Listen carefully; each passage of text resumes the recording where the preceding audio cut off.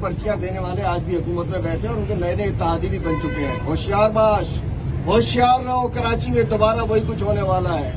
कराची में दोबारा बोरी में बंद लाशें मिलना शुरू होने वाली हैं। कराची में ताजरों को भत्ते की पर्चियां शुरू होने वाली हैं और ये दोनों इकट्ठे हो गए मामू भांजे। एनकेएम भी होशियार रहना। दूसरी बात, सबसे बुरा वक्त था कोविड का, कोरोना का।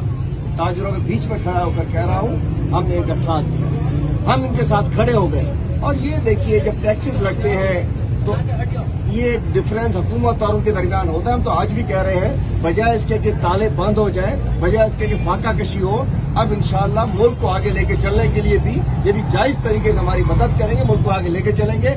उस वक्त में जब ताजरों को मदद की जरूरत थी, उस वक्त इमरान खान ने ताजरों को बिजली के बिल हो या उस वक्त की माशी पॉलिसीज हो, जी बैंक से कर्जे दिलाए, फैक्ट्री ओनर्स को स्टाफ के लिए कर्जे दिलाए। तो मैं कहता हूँ वो तो गोल्डन पीरियड था और अभी पीछे गोल्डन पीरियड था, गोल्डन पीरियड होगा इंशाअल्लाह।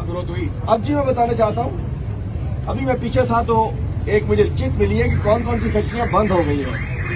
जनाब, आयरन एंड स्टील की बहुत सारी फैक्ट्रीज बंद हो गई हैं। 95% आयरन एंड स्टील बंद हो गई है। इमरान खान का दौर नहीं है। फुटवेयर 100% परसेंटेज आप बताते रहे। Footwear industries 100